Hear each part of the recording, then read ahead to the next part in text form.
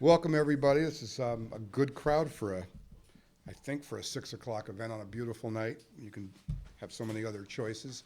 Um, Most of you I know one way or another, but those of you who I don't know, um, my name is Dick Polman. I teach here. I write elsewhere.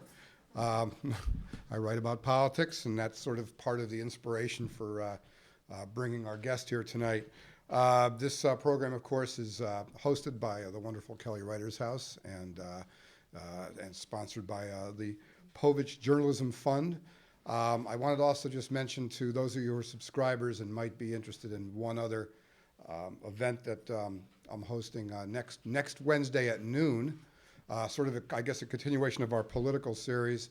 I'm going to be hosting here a political journalist and commentator, whose name is Jill Lawrence, who writes for the Daily Beast and the Atlantic.com website, and a former print reporter who has, of course, made the migration to online. And she is covering she's covering the Republican presidential race now, and she's out on the trail, which is, I guess somebody's got to do it. The name of the talk is going to be Covering the Wild and Wacky Republican Race. So you can see that was her choice. So I have a feeling I know where she's going with that.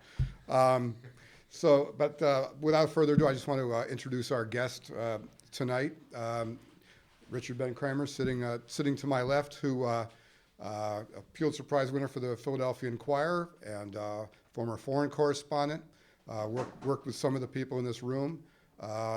Shortly thereafterwards, went out on his own to become a magazine writer, Rolling Stone, Esquire, and other eminent places, and is here tonight in part because we have a presidential race coming in progress now, and he's the author of what I consider to be one of the most iconic political books ever written, What It Takes, which came out in 1992, 5 years or 6 years in the making. 1,000 pages in the reading, and yet the fastest 1,000 pages one might ever want to read because its style, it's so, if nothing else, is so accessible. And he wanted to title this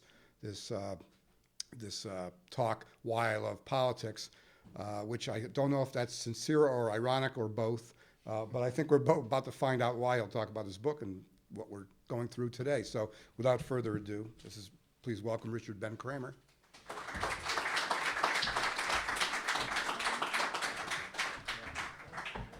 Hi there. Thank you all for coming out.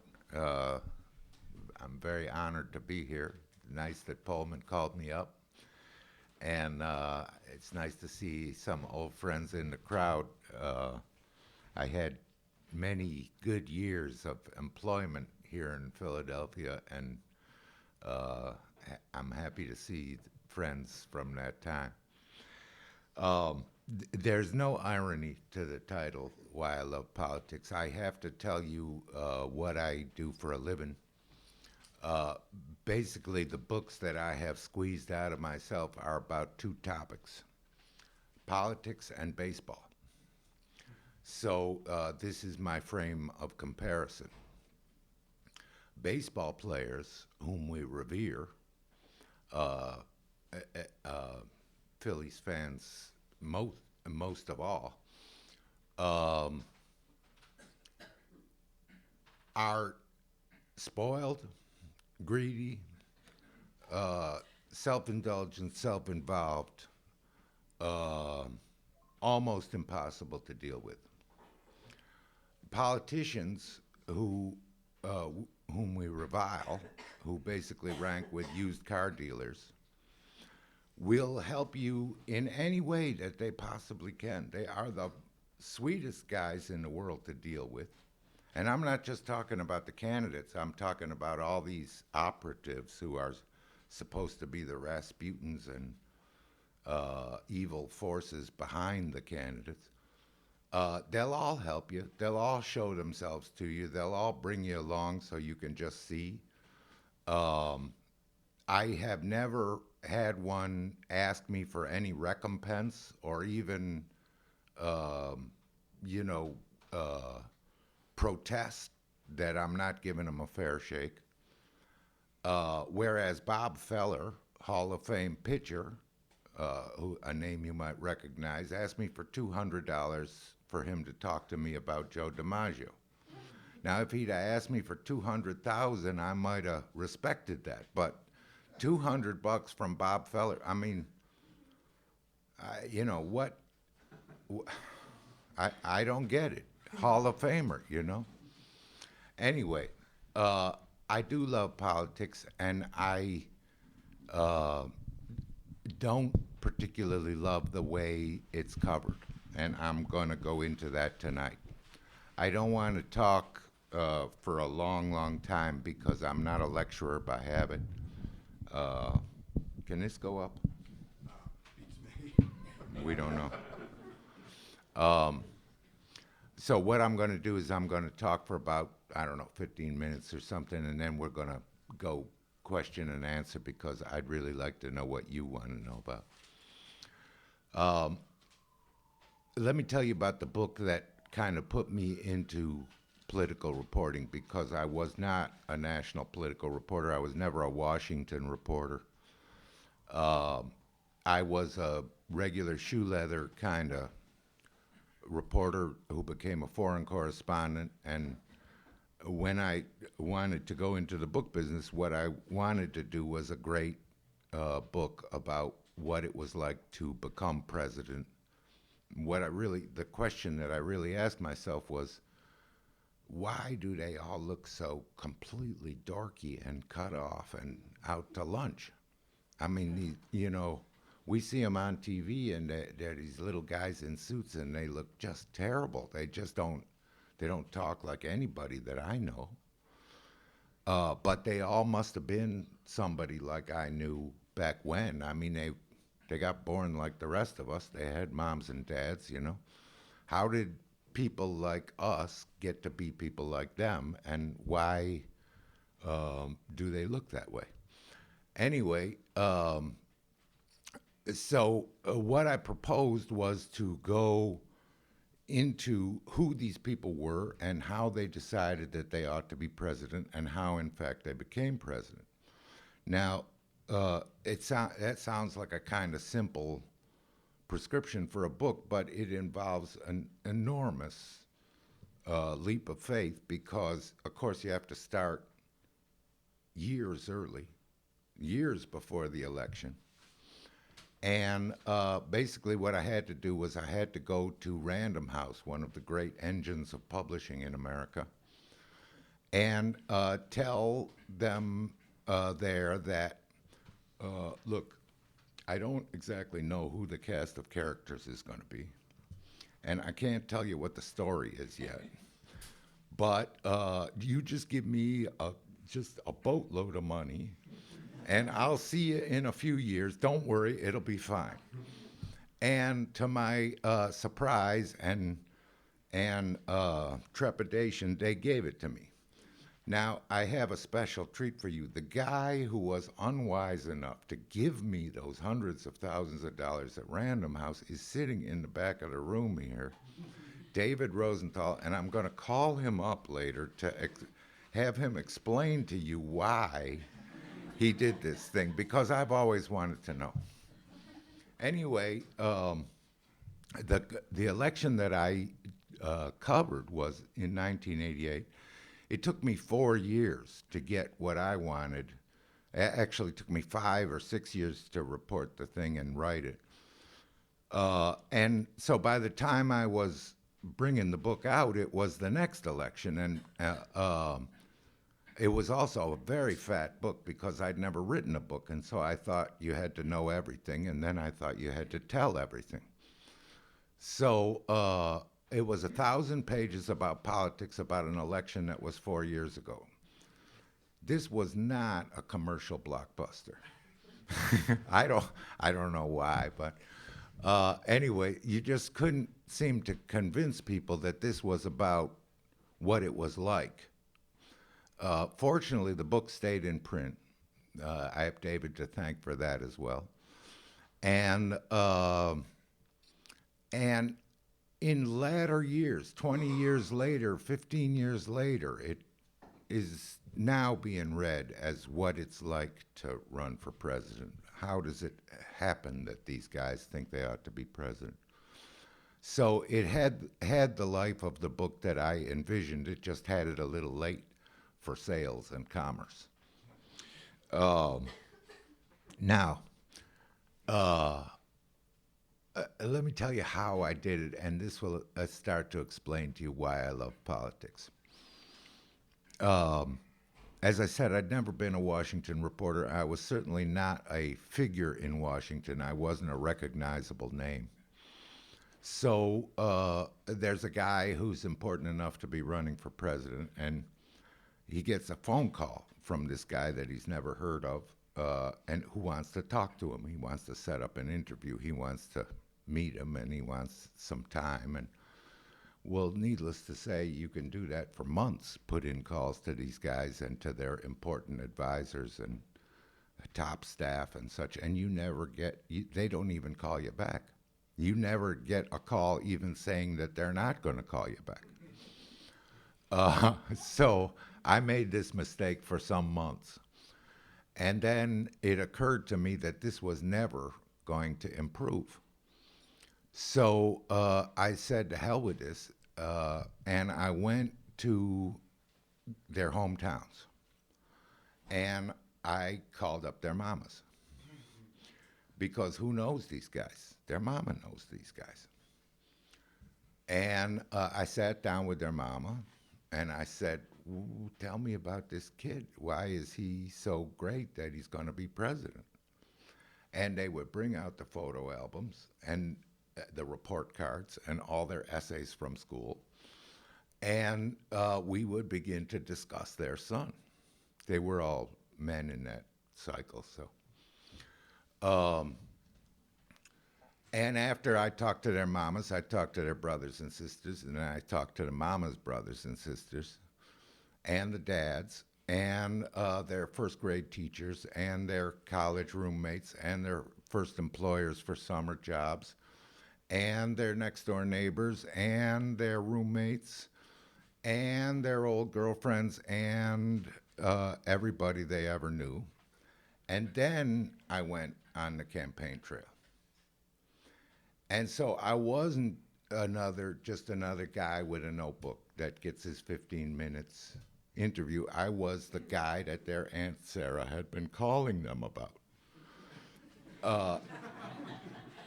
In fact, I was their only link to Aunt Sarah anymore, because they didn't have time to see their families or call anybody that they knew anymore. I had seen them, but they hadn't seen them. So I was giving them news of their aunts and their cousins and their best friends and their old college roommate who they hadn't seen for 30 years. And I knew more about their lives than they did at that point, which led me to an important truth of the book, which is that when you run for president, your life is gone. Your life, this life of excellence that has brought you to the point where you're such a star that you may become president of the most powerful nation on earth, is completely wiped out by the process of getting that job. You don't have that life anymore. It's gone. And if you get to the point where you look in the mirror one day and you say to yourself, it's happening. It's going to be me. I'm the guy. I'm going to be president. Then you can never even go back to that old life, because something inside you changes. Something inside happens. You start to see yourself in another way. You're in another place. And so in that election, one of my candidates was Dick Gephardt, who was a big cheese in the House. And he loved the House, absolutely loved the House, loved the guys, loved the legislating, loved vote counting, loved, getting some guy and turning him around. And after he won Iowa and got that close to getting the nomination, he could never go. I mean, he went back to the House because that was where he was going to get a paycheck, and he was way in debt by the time it was over. But he wasn't living there anymore, and he was gone in a matter of years. everybody who was in that book, their lives were toast. And the one out of, let's say 12 guys run, 11 out of 12 of them are going to lose. I mean, that's the way the game is set up. So you're betting your entire life to this point, which has been a sterling life, or you wouldn't be in that league. You're betting your entire life, the life of your family, the entire ball of wax, you're going to bet on a roll of the dice where 11 out of 12 of you are going to lose. And the one who wins, his life is completely gone because now he's going to live in the bubble. He's going to be the president. He never is going to be alone again. As a matter of fact, for the next years of his life, however many that is, 30, 40 years, you're going to live with Secret Service. You're going to be driven everywhere. You're going to be taken care of and guarded, and you're an asset of the nation. You're not the same person you were anymore. Well, you got to love somebody who's going to make that kind of gamble. And I didn't end up cynical about these fellas at all. I mean, I kept telling people who would say, so suppose you do get close to them. I mean, why would you want to get close to them? But I kept telling them, look, you don't know these guys. If they were your next door neighbor, you'd be telling everybody, you got to meet this guy. This guy is unbelievable. He's a great guy. This is really somebody special. And every one of them, if they got in a room like this, they would turn you would all be their voters. They could turn the whole room around. They are I compare them to the heavy lumps of iron and the magnetic field bends around them, And that's the way they've been their whole lives. It is not fun being their brother or sister. They suck up every bit of sunshine in the whole household. And that's why they all have crazy brothers. If you know your history, Reagan had a crazy brother, Clinton had a crazy brother, Carter had a crazy brother. Who else has been president? George W. had poor Neil Bush, who's still trying to get rich quick. And it's just, these guys are something special. And the other thing that I learned, to my surprise, because I fancied I was going to become a hard-bitten, cynical political reporter, but to my surprise, I concluded that you cannot do what they're doing. And in this, I even include the current Republican field, which is, shows the breadth of my acceptance. You cannot do this day after day, get up at 6 a.m. in some rotten hotel in Iowa and go to a factory gate and shake hands in the freezing cold, and then go to the Kiwanis coffee clutch at 8 and to the radio station for drive time, and then to the Kiwanis lunch, and you can't do that every day for 12, 14, 16 hours and then back to some rotten motel in some other town and not believe in what you're doing, not believe that it's got to be me. So I kind of honor them, win or lose. I honor them for making the gamble, and I honor them for helping me when they didn't have to. I couldn't help them. My book wasn't coming out until long after the votes were counted. But they helped me. I honored them for the lives that brought them to the point where they thought they could be president, and I honored them for risking those lives of success and comfort and power on this gamble.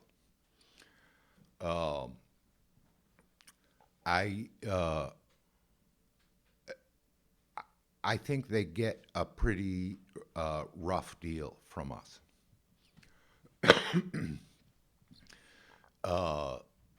Political reporting, to the extent there is any reporting anymore, is very hard to take, because what a Washington reporter will do when he wants to find, let's say that you, sir, what's your first name? Okie? Cookie. Cookie wants to be president. So Cookie declares for the presidency. So the Washington press corps has to know about Cookie. But they don't actually know Cookie. They don't know Mrs. Cookie. So what they do is they call up their friends that they have lunch with, 3 or 4 times a month for the whole year, and they say, what do you know about Cookie? And they say, well, I never met Cookie, but I heard that Cookie has a thing for girls, young girls. Oh, he's got a Gary Hart problem, huh? Okay, right, that goes after Cookie's name. And I heard that he's for a flat tax. So word starts to get around, and pretty much everybody in Washington ends up knowing the same things about Cookie. He's for the flat tax, and he's got this girl problem. They don't actually want to know anything about Cookie. They just want to be able to say, oh, I know about Cookie. Cookie, yeah, he's the flat tax guy. He's got a girl problem. And that's the end of him, because he's got a comma after his name, and then that whatever thing it is that the Washington press corps has decided that's the thing about Cookie. They call up the same people that they talk to all the rest of the year about. Now, let's say that it's not Cookie, it's like Bob Dole, who's been in Washington for the last 40 years when he ran. So they call up other Washington poobahs. They call up Normie Ornstein from the American Enterprise Institute. Turn on your TV right now, I guarantee you Normie will be on there giving a quote about something. So, sweet guy. I mean, I like Normie. But Normie doesn't know Bob Dole. He's been at several dinners where Bob Dole was at, so he had dinner with Bob Dole. But he doesn't know Bob Dole. He doesn't know Bob Dole's sister. He doesn't know Bob Dole's mother. He doesn't know Bob Dole's father. Never been to Bob Dole's hometown. Doesn't know what Bob Dole really thinks about anything. He just knows what Bob Dole said because Bob was the featured speaker at that dinner that Normie was at. But he knows what the comma is after Bob Dole's name. So he's got, anyway, to shorten this disquisition, everybody in Washington ends up knowing the same things about everybody. And whatever everybody in Washington knows, it's always wrong. It's always wrong. Because when everybody knows it, it means that nobody has taken the time to look any further. I'll tell you a story about the aforementioned Dick Gephardt. So Dick Gephardt had one brother, Don Gephardt, sweet guy, professor at Stony Brook at the time of the campaign. So me and my researcher, we go out to Long Island and we go to meet Don Gephardt. This seems like a natural thing to do for a regular reporter, right? So we meet Don and Mrs. Don, and we take them out to dinner and have a nice dinner. And then we're going to go back to the house and look through the family photo albums, which is like pure gold. This is great, So we're driving back to the home, and just to keep the conversational ball bouncing, I say, well, Don, have you been besieged by interview requests? Are you pinned down, since Dick started running? He said, the Long Island Bureau of the New York Times called up. They kind of wanted a head start in case Dick came to visit. But other than that, that's been about it. Now, this guy, at that point, he was the front runner for president. Every newspaper in the country had to write a profile about him. But no one had called his brother, his only sibling, Because, and this is the key to Washington thinking, well, it's the guy's brother. What's he going to say? He's just going to say something nice. So why would you want to listen to that, you know? And that's really the essence of how politics is covered in this country. If you have some kind of dirt that will blow the guy out of the water, well, you got a story. But if you just have somebody saying something about him that isn't in any way mean or discouraging, why would you want to call that guy? The same thing goes for his mother and all his hometown folks, and nobody ever called him. Well, when I showed up, it was like their greatest day ever, because this guy that they've been talking about since they met him 30 years ago, and their wives and cousins and everything long since tired of hearing about him, finally this guy shows up, and I wanted to hear everything. Well, they knew him. The other thing that the Washington mentality does not factor in is that these guys who get to run for president are the best politicians in the country. These are the big dogs. Now, what is the root skill of politics? It's knowing who likes you. All these guys can take one look at you and tell you, do you like me or not? That's what they know. They can tell. Are you for me? Well, are they going to show themselves to the ones who don't like them? They're not going to say anything to the ones who don't like them. So I actually liked them. This gave me a big advantage. They knew I liked them because they're good politicians. That's what they know. And they knew I wasn't out to injure them, and they knew I liked their mamas, and they knew their mamas liked me. And they knew that I was the only one who had ever talked to so-and-so. And they knew that I knew what their pets' names were when they were kids, and I knew. So here's what I did. I took this big leverage that I now had, and I would say to them, well, I said, Senator, or whoever it was, Senator, Governor, whatever, I don't really need to interview you. What I need is to sit there while everybody else interviews you. I'll just sit there. I'm not going to make a sound. So they say, okay. It's 15 minutes off their schedule for the day. That's a good thing for them. So I wouldn't be one of the interviewers, but I would sit there. I would hear everybody else ask their questions. And then sooner or later, the candidate would turn to me and he'd say, oh, man, I screwed up that agriculture question.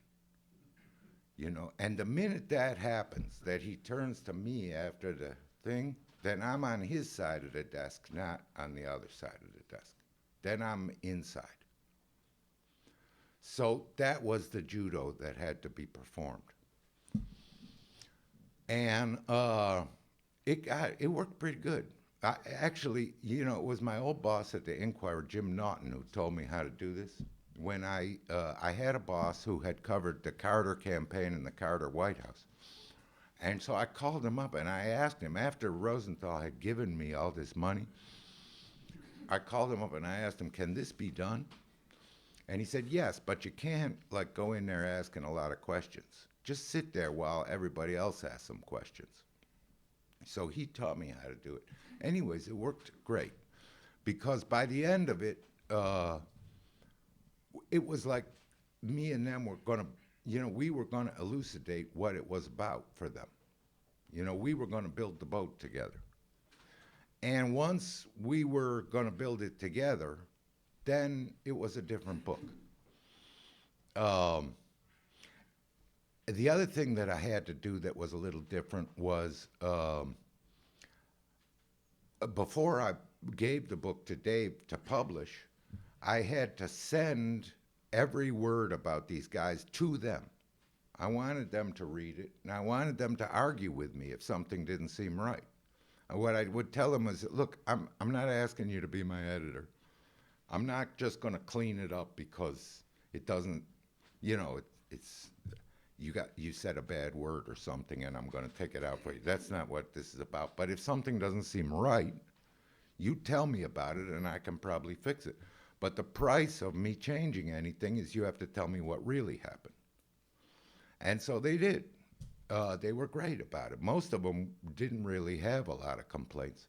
Joe Biden called me, and we went over every story in the book about him for like 2 days at his house, and he made every story better. Bob Dole just wanted a few things corrected, some stupid jokes I'd made about Kansas. Gephardt had one little problem about his son's illness, that he didn't want his son to have to live with, and I had no problem changing that. The only one who was a problem, actually, everybody was great on this. The only one who was a problem was Elizabeth Dole, a name you may remember, who I hadn't had an honest word with in 4 years trying to talk to her. And then after I had sent Bob the book, or the parts of the book that were about him, I start getting calls from all of Elizabeth's staff members who say, if Mrs. Dole would call you, would you take the call? I said, I've been trying to talk to her for 4 years, And I had spent thousands of dollars trailing her around the country while people were steaming her clothes before appearances. Anyway, I said, give her my number. What are you talking about? So phone rings, I pick it up, and it's Elizabeth Dole, and she says, wow, Richard, well, you just become just like family to us. So I thought, I'm not going to stand on ceremony. I'm just going to call him up and see how he is. I said, well, hi, Mrs. Dole. What is it? And she said, well, now that you mention it, on page 473, you say that in Iowa in 1980, I cried. Now, Richard, I did not cry. And meanwhile, I had like 2 people in the room who were handing her Kleenex, So I said, well, Mrs. Dole, I'll go back on that story. I do have some other eyewitnesses. Anything else? Yes. Well, on page 612, you say that I have no political instincts at all.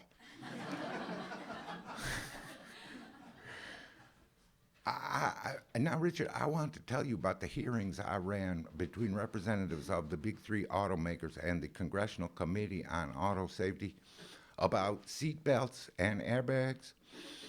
And she starts retailing her political career to me. I said, well, Mrs. Dole, maybe I meant electoral instincts. I'll go back on that too. Anything else? Well, yes, on page... Anyways, this went on for 45 minutes.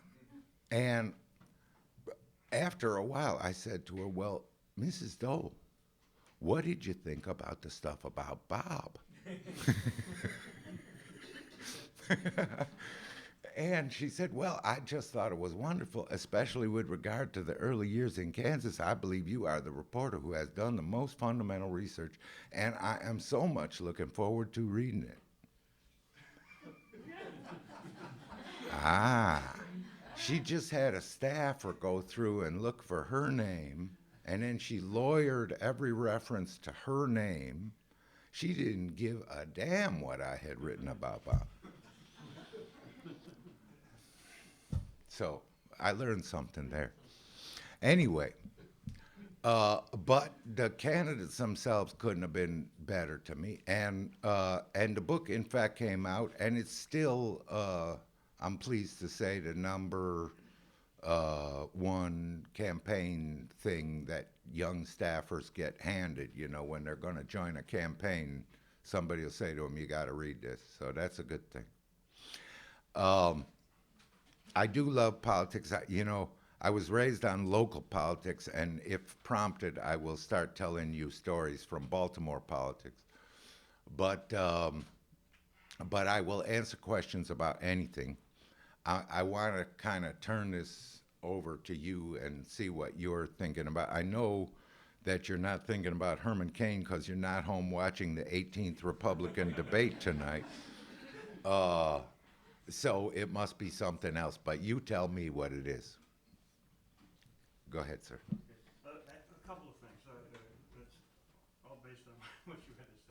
One is, my mother always used to say that she would never vote for the party, only for the man. As I grew older, I became more and more skeptical about that, and I think, you know, it's not about the men, it's about the party and about what they really believe. That's the important thing. Am I wrong in thinking that you're basically interested in only the personalities, and that, because you sound they're all wonderful and as people, but where does that leave the politics? The second question, I'm just going to hit you with two or three. The second one has to do with the idea that were you ever tempted to to be a T.H. White and do it more than once, or was once enough? And third is now. You think that the political scene, from what you're seeing now, is roughly the same, so that your work still stands as a basic kind of analysis of the way this thing works, or has it changed? Okay, I'm going to repeat the questions, not because I don't think you heard them, but because the tape has to hear them. I'm going to shorten them up. The first question was that his mama used to say that you don't vote for the party, you vote for the man, and he's become skeptical of that. He thinks maybe it is about the party and about the set of core beliefs that they come in with. What about that? Number two is, did I ever get tempted to become Teddy White and do it over and over and over again? And the third was, what about today's scene? Is it still the same? Could things have fundamentally changed? Let me take them in order. I don't really make much of party, and I'll tell you why. Because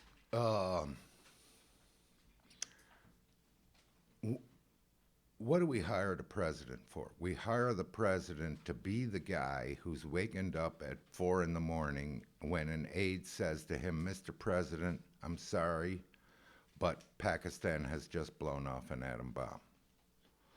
And CNN is waiting downstairs.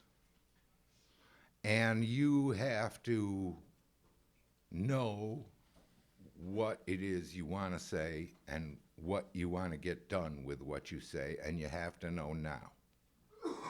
So you don't have time to consult your party leaders or even your national security advisor or anybody else. You bring to the office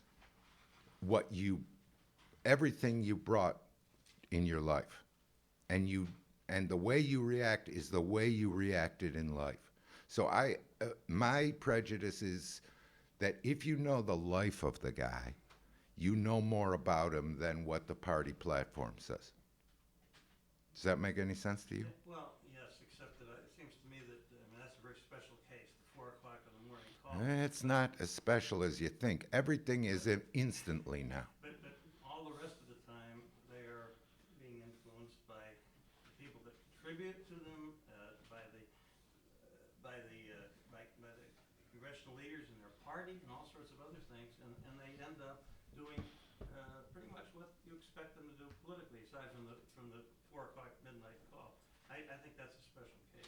I don't think so, because things are getting more and more instant all the time. Even the regular politics and what do you think about such and such? What do you think about such and what they bring is who they are, and all of who they are.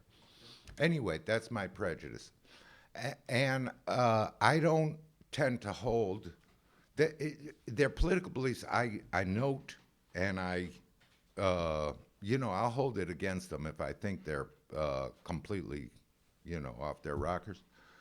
But really, what I look at is how they treat the people around them, how they treat their families, how they treat the lesser people who are in their path, how they treat me. I really pay attention to how they are to old friends, whom they don't need anymore. I'm interested in them as people, so maybe I'm just not a political reporter. I'm a personality reporter who happens to have stumbled into politics. I never was tempted to do another such book. First of all, I couldn't have done another such book. I was 30-something when I did this one, and I ended up in the hospital. For one guy to cover a political campaign that goes for like 2 years and easily 250,000 miles, easily 250,000 miles a year, it's crushing. It's a young guy's game, and I wouldn't try to do it again. And the third part of the thing was, do I think it's changed? I think the technology has changed. I think the speed with which you have to react has changed, but I don't think that the inner fortitude that propels these guys has changed. I don't see any evidence of that. Okay, young man in the back. Hi, I have two questions. One of it is, how essential do you think that a free media is to a country in terms of the functioning of a proper democracy? Because they used to say, the unelected media should not be able to set the national agenda because the elected government should have the freedom to do what they think is right. And then the second question is, you talked about how difficult the role of the President of the US is. So do you think that the current pay of the US President is commensurate with the kind of responsibilities that he has? And does it actually set a low ceiling from which the rest of the civil service take dressing? And therefore, you have a problem of attracting the right talent to the government. That's my thought. I'm not sure I understood the second question. Say it again. So do you think the US President is well paid enough? The U.S. president is well paid enough? Given the kind of, difficult I think you could pay him 39 cents and they'd still do it. This is the top of the line. You're not doing this job for money. You'll make plenty of money. Don't worry, you can give a speech to the Japanese afterwards for $8 million. But do you think the problem is because once you set the president's pay at a certain level, then the rest of the civil service will take dressing from that pay?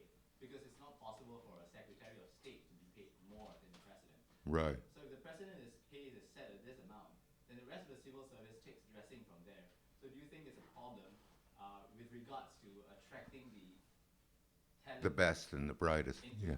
government? Yes, I think that people could be paid more to serve in government. I mean, certainly anybody who's in the Treasury Department could be making a lot more somewhere else. Anybody who's in the Commerce Department could be making a lot more than somewhere else. But there are other compensations to working for the government. And I'm not talking about monetary compensations. You're doing something that you believe in, or you wouldn't be doing it. And a lot of people go back and forth between business and government, and they end up making their money. It's a hard call. I mean, if I were made king of the world and I had the money, yeah, I'd pay him more. But I don't think that we're not attracting good people to government. I think that most people who go into government do a pretty serious job, and they work hard at it too. I mean, I don't happen to be an enemy of the civil service. I guess you know what party I belong to then. I wanted to get that young lady in the back. I'll come right back over there after. Yeah, I had a question about technology and how it's changed journalism. You mentioned earlier that even back in the 80s when you wrote your book, you were too late to kind of have an impact on the campaign itself. Oh, way too late, yeah. Well, now in the 24-hour news cycle, do you think technology has actually affected the quality of journalism? Absolutely. And what, I guess, advice would you give, or do you have any solutions? Solutions for whom? For the candidates or for the reporters? Okay. The question is, do I think that the 24-hour news cycle and the technology that has made everything instant in reporting about campaigns has actually changed the journalism about campaigns? And do I have any advice for the reporters who are, in effect, prisoners of this technology? And they are, in fact, prisoners. I had a visit from 4 guys who were coming to kind of, I don't know, they came to dinner at my house, young guys, they all file online. And I think they were just astonished I was still alive, actually. But they couldn't have been sweeter. Two were from Politico, one was from the WashingtonPost.com, and one was from, I think, BostonGlobe.com. I can't remember what his squeeze was. But they were all filing there at the dinner table off of their phones, you know. I mean, they can't stop. And they, you know, every 30 seconds or so, they tweet. And so I don't know what they can bring. You know, if you happen to know that Mitch Daniels is not going to run, then okay, let's get that out there. But if it's something about why Mitch Daniels is not going to run, then I think it probably requires more thought than can be given to it in the next 30 seconds. So, yes, I think it does affect the quality of the political reporting. But here's what I think is worse for the political reporting, is that there is no reporting being done. There are no, other than Politico, which does pay people to go out there and actually learn what's going on. Most of the online services are aggregating somebody else's content. And most of what you read are essays about some fact that appeared elsewhere. And very few enterprises are actually paying people to go out there, find out what is driving Mitch Daniels back to the governor's mansion in Indiana, and you know, give me some sense of the guy. Nobody's got the time for that, because if they're being paid, they have to file every 10 minutes. And if they're not filing, they have to tweet. And, or say hello to their fans who are followers of theirs on Facebook. So I don't know how they live. And I don't know how they can actually do any reporting. You know, we were talking outside about a story that I did that actually got me going in magazines and got me this book contract ultimately, which was about Ted Williams. And I hung around in his hometown for like 3 weeks before he showed up, before he was even back in town. And if I'd have had to like file the next day, I couldn't have done it. But you know, hanging around is, I mean, that to me is half the method. You just gotta, you know, you gotta be there, and you gotta be there a long time, and take a lot of people out to dinner and get them to where you're not talking to them for the first time, you're talking to them for the 5th time. I promise these folks I'll come right back to you. Go ahead. Can you just talk about the process of actually writing the book, that you must have come back with so much material? I did have quite a bit of stuff, yeah. The question is, how did you actually organize and write all the stuff that you ended up with after all these years? I did have quite a bit of stuff. I had like a whole house full in Washington. We had rented a house on Capitol Hill. So I had a researcher, a brilliant demon researcher. And here's what we did. I had like 40 notebooks full of interviews. I don't tape, I take notes. And I took my notebooks and a Sony tape recorder and about 100 microcassettes to Venice. And I rented a house in Venice in the wintertime, which was gorgeous. And I sat there every day and read my notes into the tape. But I didn't just read what I had written. I told the stories that these notes recreated back into these tapes. So then we were halfway there. We had the stories in my voice, and I sent them all back to my researcher, and he typed them up, and he put them into black loose leaf notebooks. And then he took let's say it was a story about George H.W. Bush at Andover High School, Andover Prep School as a junior in high school. Then he would get the yearbook from Andover from that year and the copies of the Andover Weekly Poobah and actually Xerox them and put them into the loose leaf notebook so that all the background material was there in the same place. Then we would chop up the rest of the tapes into two kinds of big black notebooks. One was the long timeline of these guys' lives, you know, from birth to the moment. And the other was the campaign, moment by moment.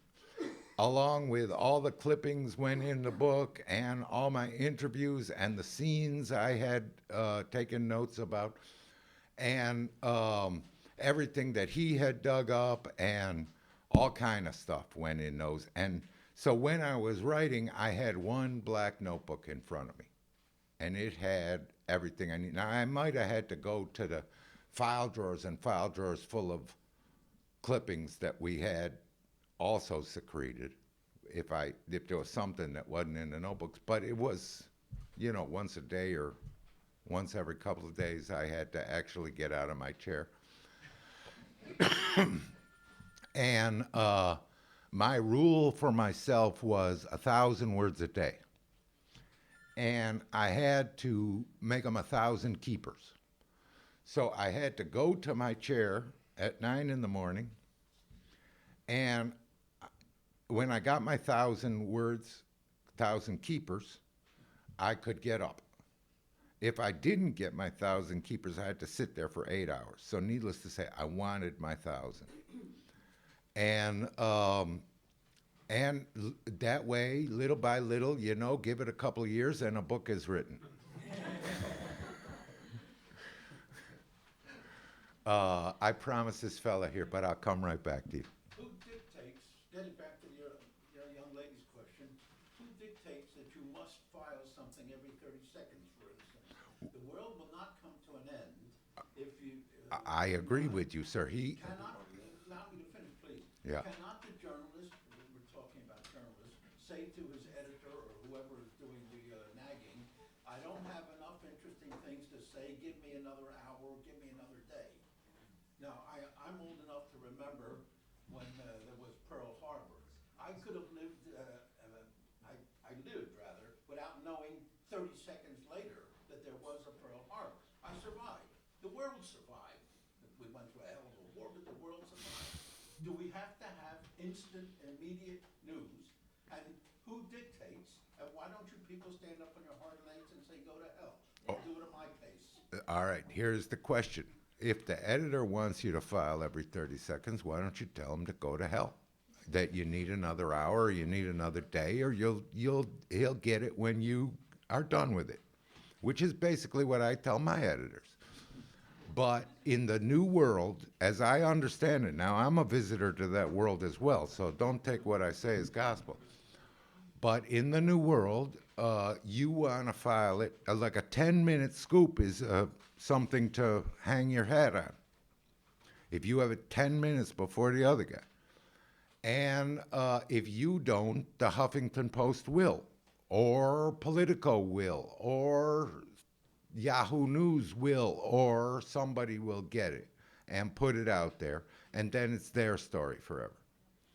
Now, I don't agree with that because it doesn't lend itself to anybody doing anything very interesting.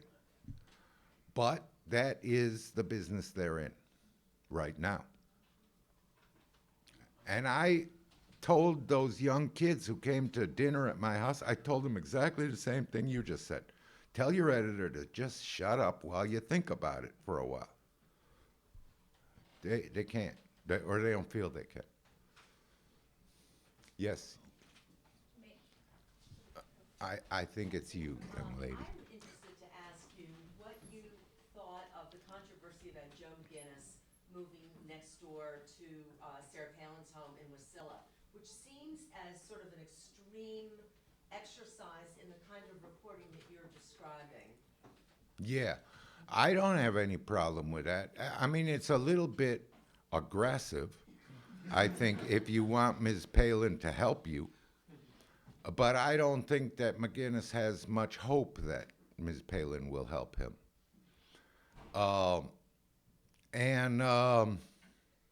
But I would probably try to move to Wasilla if I were writing about her.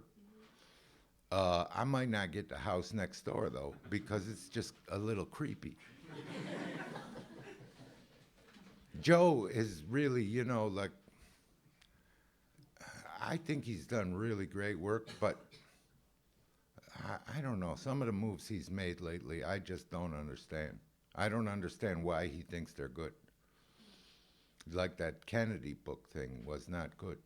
That was not good. Yes, ma'am. You, young lady. It's me. Oh, sorry. I thought it was your hand. I was confused by the gender. Yeah, well, you were lying back there. I didn't see your gender. Go ahead, sir. I was wondering, did you stay in touch with any of the candidates after the book came out? I do, yeah. In varying degrees. But we all ended up to be okay, except Michael Dukakis' family was upset about how I was about Kitty. And I'm sorry about that, because I liked Kitty. That his wife? That was his wife, yeah. And the proximate cause of his candidacy. But everybody else ended up pretty good with me. I just talked to George H.W. Bush. We went back and forth with letters. That's how he likes best to communicate. And he's such a good correspondent. And his son, who was really my ambassador into the Bush family, George W., is still my buddy. And Joe Biden is still my buddy. Dick Gephardt I never see, because I don't know, he just doesn't seem to be around anymore. He must be, like, counting his money. And who else was running? Hart I see. Gary Hart, when he comes around, we'll, if circumstance gets us together, we get together. And not as much as he seems a little sour right now.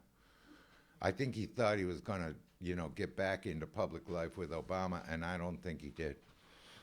And who else did I have in that book? Well, that about covers it. Kind of sort of follow-up question, kind of slightly unrelated, but Yeah. were there things that you saw that they asked not go in the book, things that could be construed as embarrassing or negative? Yeah, obviously it was going to come out after the election happened, but did you honor those requests? The question is, did I take anything out for the candidates?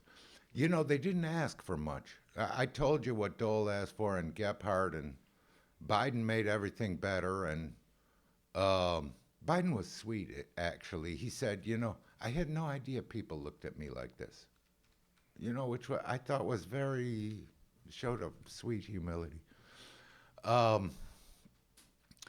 And nobody really asked me to do anything untoward about taking anything out. People got mad at me. Roger, you know who Roger Ailes is? Fox News right now, yeah, but he also created CNBC, and he was the producer of the Mike Douglas show, and he was Nixon's #1 guy when McGinnis wrote The Selling of the President, and he's had a long run. A very brilliant man. Anyways, he was Poppy Bush's ad guy during that campaign and really put him over the top.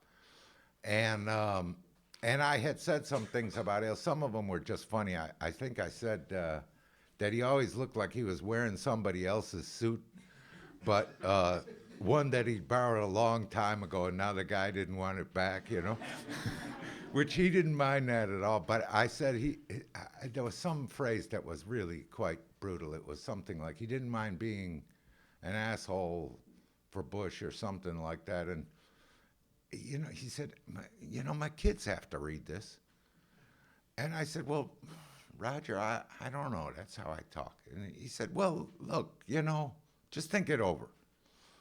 And so I thought it over. I think I did tone it down a little. I can't remember what I did, but I didn't eliminate it. I just thought about his kids a little bit.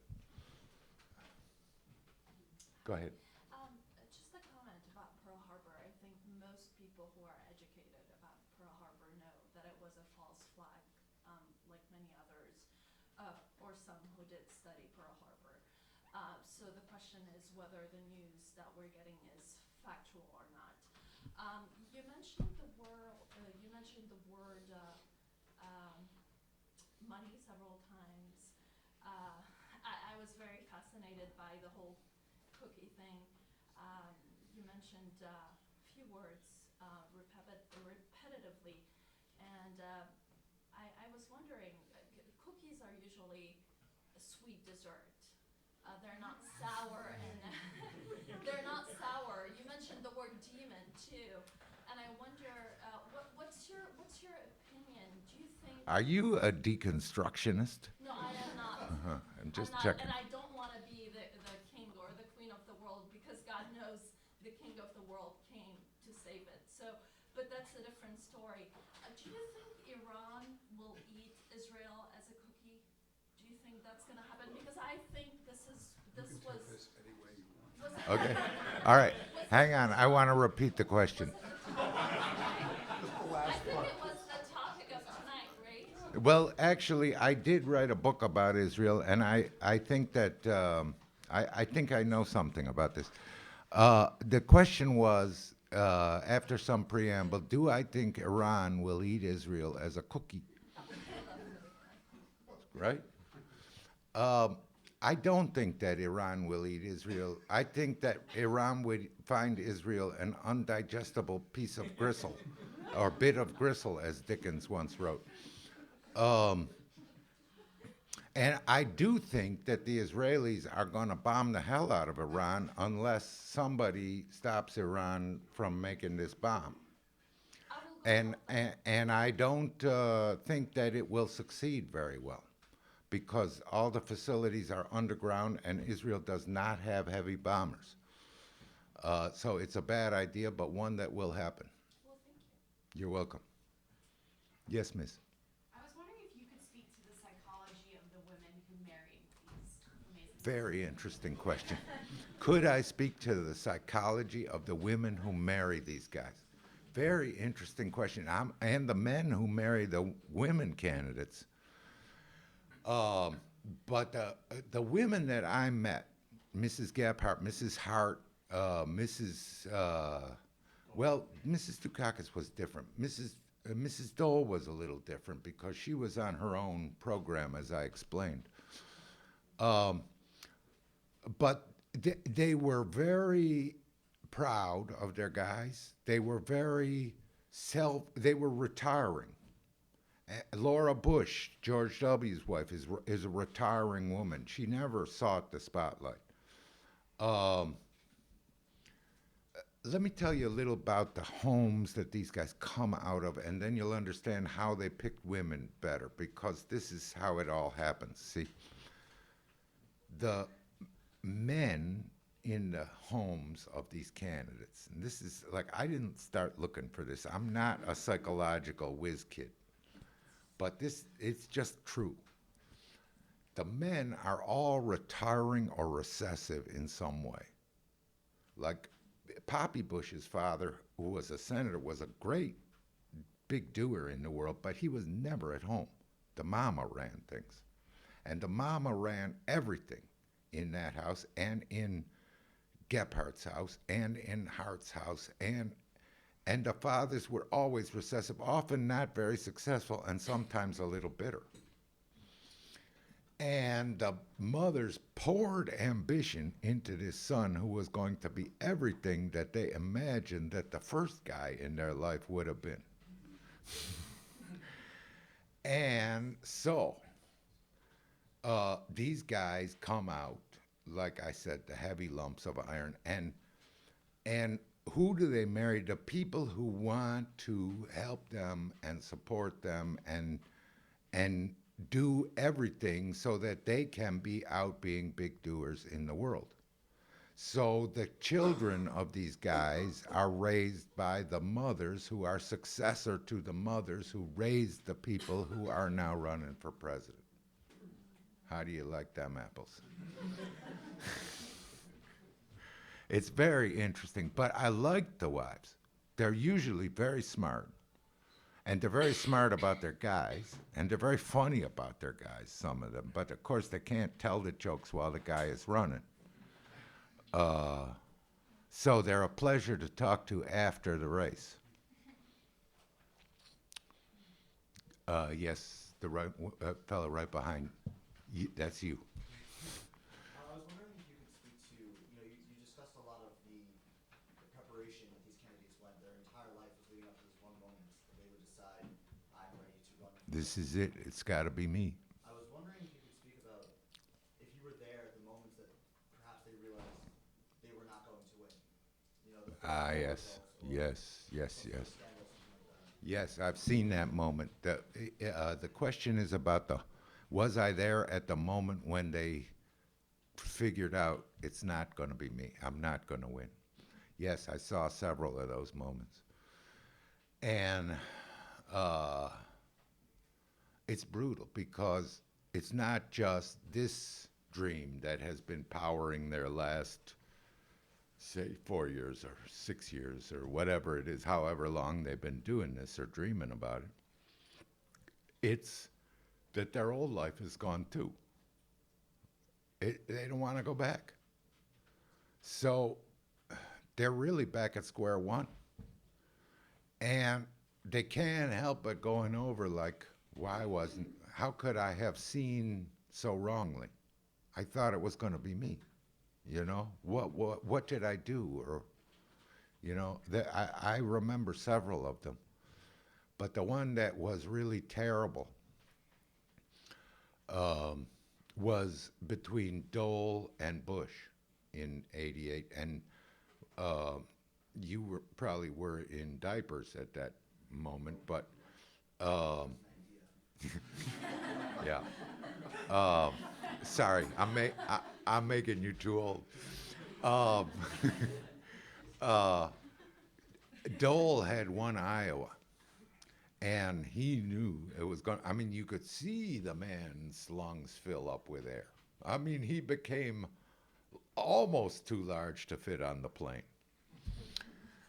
And he flew to New Hampshire, and then Bush just clobbered him with, the nastiest ads. Roger Ailes put on the nastiest ads that you'd ever want to see and just took him apart.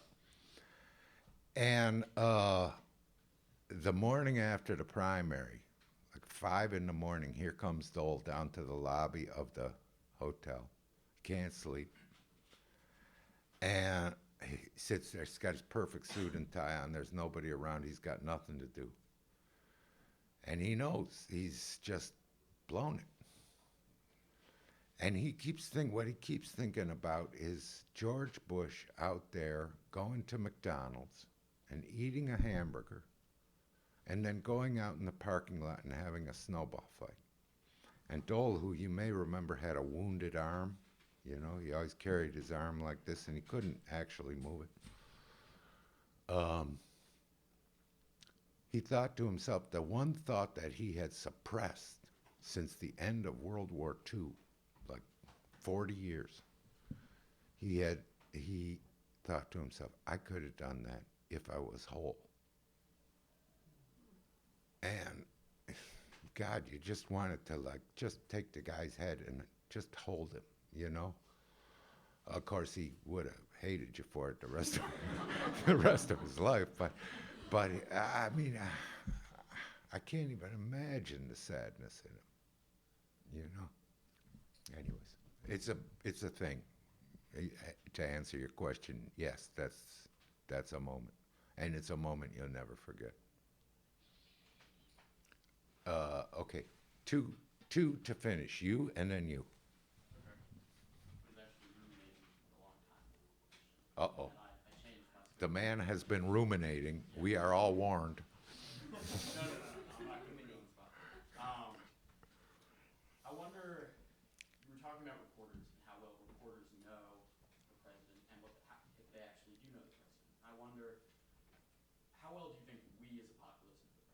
We don't know them half as well as we should.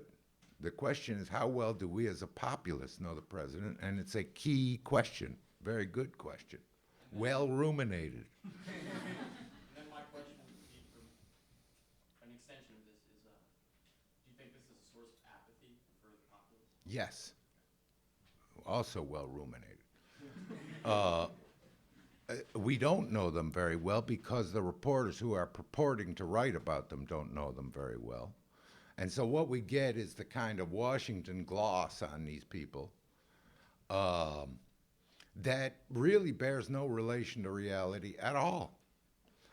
And so the populace has a vision of these guys as empty suits. I'll tell you another reason that happens is because when it doesn't work out as Washington expects, if, for instance, Romney is the putative nominee, you know, it only requires the coronation, and then all of a sudden Herman Cain comes up and steals the pork chop right out of his mouth, Washington has to immediately append Romney's biography to say that he's a wishy-washy failure, because otherwise how could you explain this? So with a biography that is empty and ever-changing, the American public thinks the candidates are empty and ever-changing. And no, it's no wonder that we have no trust at all in these fellas. Plus, they appear terminally dorky on those debates, standing up there in their little suits. You know, what with one thing and another, it's amazing we get 40% to turn out. You get the last question, Miss. I was just wondering, there's about, I mean, I guess about half the room is students who may or may not be looking towards journalism or looking towards a career in this kind of field. One, would you recommend it? And two, if you do you have one or two tips, I guess, as someone who's been there for the rest of us? In other words, the big question, how do I get a job?